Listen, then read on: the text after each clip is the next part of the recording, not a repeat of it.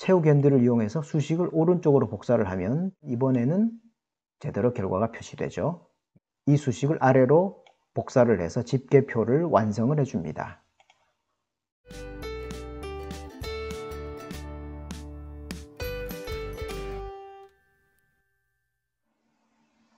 반갑습니다. 엑셀러 권현욱입니다.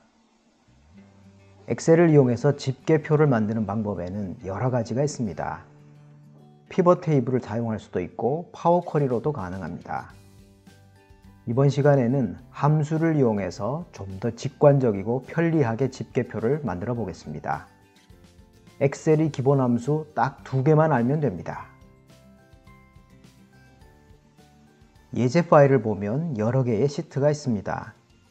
1월부터 2월, 3월 이렇게 해서 6월까지 6개의 시트가 있고 각각의 시트는 일자별, 품목별, 수량 데이터가 들어 있습니다. 1월부터 6월까지 이 6개의 시트를 집계라는 이름을 붙인 시트에 말 그대로 집계를 합니다. 이러한 형태의 집계표를 만들어 보겠습니다. A열에는 품목에 대한 정보가 들어가고 그 옆으로 B열, C열로는 1월부터 6월까지 데이터의 집계가 이루어지도록 하는 거죠. B4셀을 예로 들어보면 콜드브루의 1월 집계 실적이 들어갑니다. 1월 시트에서 일자별로 콜드브루 실적들이 쭉 나옵니다. C2셀에 있는 32라는 이 숫자 데이터부터 C32셀까지 있는 이 데이터가 집계가 이루어지면 되겠죠. 그리고 바닐라 크림 브루는 또 그 아래에 바닐라 크림 브루 B5셀에 집계가 되면 되겠습니다. 어떤 데이터를 만들고자 하는지 이해를 하셨나요? 본격적으로 집계표를 만들기 전에 이름 정의와 관련해서 한 가지 알고 넘어갈 필요가 있습니다. 일반적으로 이름을 정의를 할 때는 범위를 이런 식으로 지정한 다음 이름 상자에 이름을 입력하고 엔터키를 누르거나 수식 탭 정의된 이름 그룹에서 이름 관리자 명령을 이용해서 이름을 정의를 합니다. 그렇지만 이름을 한꺼번에 정의할 수도 있습니다. 작업의 편의를 위해서 빈 셀에 숫자를 먼저 입력을 하고 진행을 하겠습니다. 이렇게 범위를 입력한 다음 등호 표시를 하고 지정한 두 숫자 사이에 임의의 난수를 발생하도록 해주는 함수가 있습니다. 랜드 비트윈이라는 함수가 바로 그겁니다. 랜드 비트윈 괄호를 열고 바텀 인수에는 작은 숫자를 입력합니다. 예를 들어서 10과 100 사이에 있는 임의의 숫자를 발생하고자 한다면 바텀 부분에 10이라고 입력하고 콤마를 입력합니다. 탑 인수에는 100을 입력하면 되겠죠. 지정한 영역에 똑같은 숫자나 값을 입력할 때는 그냥 엔터가 아니라 컨트롤 키와 엔터 키를 같이 누르면 됩니다. 이렇게 하면 지정한 영역에 10과 100 사이에 있는 임의의 숫자가 자동으로 발생이 됩니다. 자, 이제 이름을 한꺼번에 정의를 해 보도록 하겠습니다. 이름을 정의할 범위를 이런 식으로 지정을 합니다. 수식 탭 정의된 이름 그룹에서 선택 영역에서 만들기 명령을 클릭합니다. 선택 영역에서 이름 만들기 대화 상자에서 첫 행과 왼쪽 열 항목에 체크 표시가 되어 있는지 확인을 합니다. 그리고 확인 버튼을 클릭해 줍니다. 수식 탭 정의된 이름 그룹에서 이름 관리자 명령을 클릭해 보면 앞에서 정의했던 이름들이 한꺼번에 표시가 되고 있습니다. 1월부터 6월까지 그리고 딸기, 요거트, 망고, 바나나 같은 품목에 대한 이름도 한꺼번에 정의가 되었음을 알 수 있습니다. 여기서 한 가지 유의할 필요가 있는 것은 이름은 숫자로 시작될 수 없고 그리고 이름은 중간에 공백 문자열이 올 수가 없습니다. 그래서 엑셀이 알아서 자동으로 1월이라고 하는 이름 앞에는 언더스코어 문자가 붙어 있죠. 2월, 3월도 마찬가지입니다. 그리고 딸기, 요거트 같은 데이터는 딸기와 요거트 사이에 원래는 공백 문자가 이렇게 있었습니다. 그렇지만 이 부분도 공백 문자를 엑셀이 알아서 자동적으로 언더스코어 문자로 치환을 해서 이름을 자동으로 만들어 주었습니다. 자, 이해가 되시죠? 여기까지는. 이번에는 J5셀 정도를 선택을 합니다. sum 함수를 이용해서 집계를 할 때 sum 괄호를 열고 여러 개의 이름 중에서 예를 들어 아메리카노에 대한 이 실적을 합계를 구하고자 할 경우 sum이라고 한 다음에 정의된 이름 아메리카노를 그대로 입력을 하고 엔터키를 눌러줍니다. 349라는 결과값을 구해주고 있습니다. 아메리카노의 범위를 선택해 보면 밑에서 상태 표시줄의 합계가 349가 맞죠? 자, 이번에는 L5셀 정도로 가서 정의된 이름인 아메리카노를 입력을 하고 엔터키를 누릅니다. 이번에는 J7셀로 가서 등호 표시를 한 다음 sum 괄호를 열고 아메리카노라는 이름이 입력된 L5셀을 선택합니다. 그리고 엔터키를 누릅니다. 뭔가 좀 이상하죠? 아메리카노라는 이름 정의를 수식에서 사용을 했을 때는 이상 없이 결과가 도출되었습니다만 특정한 셀에 아메리카노라는 문자열을 입력하고 그것을 이용해서 sum 함수를 이용해서 결과를 구하고자 했을 때는 제대로 된 결과를 가지고 오지 못했습니다. J5셀을 선택한 다음 수식 입력줄에서 아메리카노라는 이 부분을 선택하고 즉석 계산 기능이라고 이름 붙인 F9키를 눌러 보겠습니다. 그러면 73693이 73693이 같은 배열 형태로 값을 계산을 했습니다.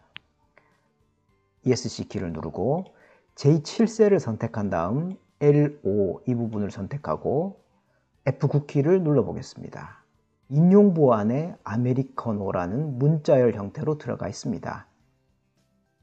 그렇기 때문에 제대로 된 결과를 가지고 오지 못하는 겁니다. 이 두 가지의 차이점에 대해서 이해를 하셨나요? J5셀에 있는 아메리카노는 특정한 영역에 이름 정의한 것을 인수로 사용했기 때문에 제대로 결과를 구해준 반면에 L7셀에 입력된 이 데이터는 L5셀에 들어있는 문자열 데이터를 그대로 가지고 왔기 때문에 원하는 결과를 얻을 수가 없는 겁니다. 자, 그러면 여기서 J7셀에 입력된 이 수식이 제대로 기능을 하도록 하기 위해서는 어떻게 하면 될까요? 엑셀의 기본 함수 중에서 indirect라는 함수가 있습니다. 이 함수는 문자열 형태의 데이터를 우리가 원하는 셀 주소 형태로 바꿔주는 함수입니다. 그래서 수식 입력줄에서 L5 앞으로 가서 indirect 괄호를 열고 뒤로 가서 괄호를 한번 더 닫아서 짝을 맞춰 주어야겠죠. 이렇게 수식을 수정한 다음 엔터키를 누르면 이번에는 제대로 된 결과를 구해줍니다. indirect 함수를 사용하는 이유에 대해서 이제 이해를 하셨겠죠. 오늘 우리가 만들어 볼 집계표는 바로 이 indirect 함수를 이용하는 겁니다. 이제 B4에서 G13셀까지 입력된 데이터는 필요 없기 때문에 지워주겠습니다. B4셀로 갑니다. 콜드브루의 1월 실적 집계를 구하기 위해서는 우리가 잘 알고 있는 엑셀의 기본 함수 중 하나인 SUMIF 함수를 이용하면 쉽게 구할 수 있습니다. 등호 표시를 하고 SUMIF 괄호를 엽니다. SUMIF 함수는 3개의 인수를 가지고 있습니다. range는 조건을 적용할 범위가 되겠고 criteria는 조건을 적용할 기준, 그리고 SUMRange는 합계를 구할 범위에 해당되는 인수를 지정하면 됩니다. SUMRange는 1월 시트에 있는 데이터를 가지고 오면 되니까 1월로 가서 품목이 입력되어 있는 B열 전체를 선택해 줍니다. 열 머리글을 클릭해서 B열 전체를 선택해 주면 되겠습니다. 그리고 콤마를 하고 크라이테리어 인수는 집계 시트에 있는 콜드브루를 선택하면 되죠. A4셀을 클릭해 줍니다. 이 수식을 오른쪽 그리고 아래로 복사를 했을 때 A열은 고정이 되어 있어야 하지만 아래로 내려갈수록 A4, A5 이렇게 행 번호는 계속 변해야 되겠죠. 그래서 F4키를 눌러서 $A4 형태가 되도록 주소 형태를 혼합 주소 형태로 바꿔줍니다. 그리고 B열도 마찬가지로 절대 주소 형태로 바꿔주면 되겠죠. 자, 이렇게 하면 SUMIF 함수의 인수 두 가지를 작성을 했습니다. 콤마를 합니다. 합계를 구할 범위는 1월 시트로 가서 C열 전체를 선택해 주면 되죠. 열 머리글을 눌러서 C열 전체를 선택을 해줍니다. 그리고 이 부분도 마찬가지로 F4키를 눌러서 절대 주소 형태로 바꿔줍니다. 맨 마지막에 있는 괄호는 닫지 않아도 되니까 엔터키를 눌러줍니다. 3153이라는 결과를 구해주고 있습니다. 이 수식을 아래쪽으로 복사를 해보겠습니다. 3153, 3335, 맨 아래쪽에 3377 같은 결과를 구해주고 있습니다. 전체 합계를 구해보도록 할까요? 선택하면 합계가 32023입니다. 1월 시트로 가서 C열의 합계를 구해보면 32023 같죠? 그렇다면 B4셀에 입력되어 있는 이 수식을 오른쪽으로 복사를 하면 어떻게 될까요? 자, 복사를 하면 뭔가 이상하죠? 3153이라는 똑같은 결과값을 오른쪽으로 계속 복사를 했습니다. 수식을 들여다보겠습니다. C열 같은 경우에는 2월 데이터를 가지고 와야 되기 때문에 이 부분이 1월이 아니라 2월이 되어야 하죠. 그리고 sum range도 마찬가지로 1월이 아니라 2월로 바꿔주어야 합니다. 그리고 엔터키를 누르면 이번에는 제대로 된 결과를 가지고 오는 것 같습니다. 하지만 이와 같은 작업을 3월, 4월, 5월, 6월 그리고 옆으로 월이 더 있다면 숫자만큼 계속 수작업으로 바꿔줘야 하는 문제가 있습니다. 꽤나 성가신 작업이죠. 이런 경우도 바로 우리가 이 강의 처음에 살펴본 indirect 함수를 이용하면 간단하게 해결할 수 있습니다. 자, 다시 B4셀로 가서 이 셀에 입력되어 있는 수식을 고쳐주도록 하겠습니다. SUMIF 함수의 맨 앞쪽으로 가서 작은 인용부호 안에 있는 1월이라는 이 부분을 바꿔주면 되겠습니다. 느낌표 앞쪽까지를 범위로 지정한 다음 지우고 indirect라고 입력을 합니다. 그리고 괄호를 엽니다. 몇 월 데이터를 가지고 올 것인지는 B3셀에 있는 이 데이터를 가지고 오면 되죠. 그래서 선택을 해줍니다. B3셀은 오른쪽으로 만약 수식을 복사를 한다면 C3, D3 이런 식으로 3이라는 행번호는 고정이 되어 있어야 하지만 열번호는 계속 바뀌어야 합니다.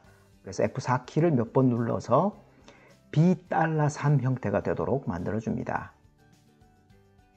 그런 다음 AND 연산자를 이용해서 뒷부분에 나오는 셀 주소와 같이 연결을 해주도록 하겠습니다. 자, 여기에서 B 그리고 콜론 B 같은 이러한 형태는 문자열 데이터입니다. 문자열 데이터임을 엑셀한테 알려주도록 하기 위해서 큰 따옴표 안에 입력을 하면 됩니다. 그래서 큰 따옴표, 느낌표, 나머지 부분은 그대로 입력을 해주면 되고 B 맨 뒤쪽으로 가서 $B 콜론 $B 이 부분으로 가서 인용부호를 입력을 합니다. 그리고 괄호를 닫아줍니다. 이렇게 하면 SUMIF 함수의 첫 번째 인수인 range에 대한 지정이 끝났습니다. 크라이테리어는 현재 시트에 있는 A4셀의 정보를 이용하는 거니까 수정할 부분이 없습니다. 그리고 콤마 뒤쪽에 있는 SUMIF 함수의 세 번째 SUMRange 인수를 수정해 주면 됩니다. 앞서와 마찬가지로 작은 따옴표 1월 그리고 작은 따옴표 이 부분을 범위로 지정해 줍니다. 내용을 지우고 indirect 그리고 괄호를 열어줍니다. 어떤 셀에 있는 정보를 가지고 오면 되냐면 마찬가지로 B3셀에 있는 정보를 가지고 오면 되죠.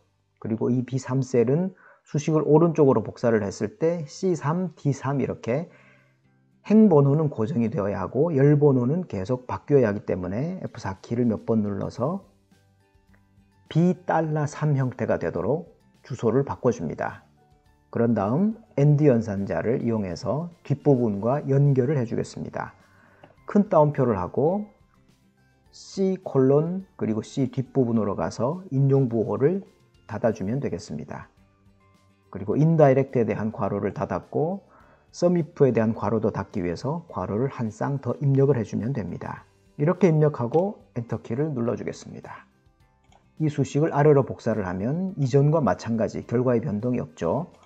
그런데 오른쪽으로 복사를 하면 어떻게 되는지 보도록 하겠습니다.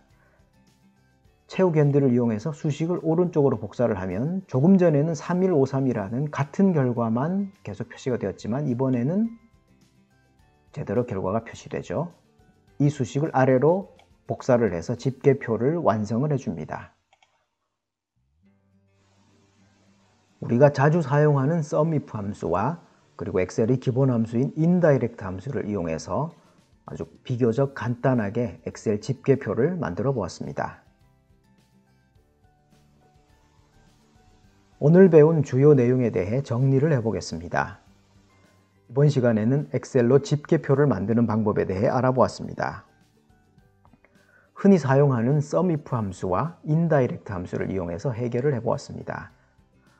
첫 번째로 했던 작업은 이름 정의를 하는 방법에 대해 살펴보았습니다.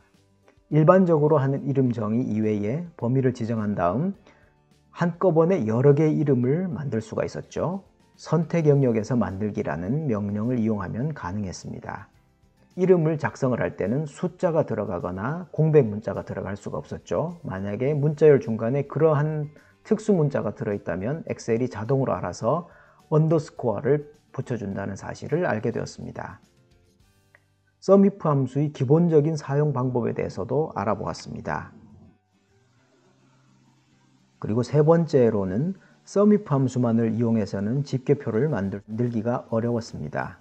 그래서 문자열 형태로 작성이 된 이름을 실제 계산 가능한 형태로 바꿔주기 위해서 엑셀의 기본 함수 중에 하나인 인다이렉트 함수를 함께 조합해서 사용하는 방법에 대해서 알아보았습니다. 실무에서 여러 가지로 유용하게 사용할 수 있는 기능이니까 꼭 몸에 익혀두시기 바랍니다. 오늘 보신 정보가 도움이 되셨나요? 구독과 알람 설정을 하시면 최신 정보를 가장 빨리 보실 수 있습니다. 그리고 보시면 도움이 될 만한 정보에 링크를 걸어 두었으니까 꼭 한번 보시기 바랍니다. 감사합니다.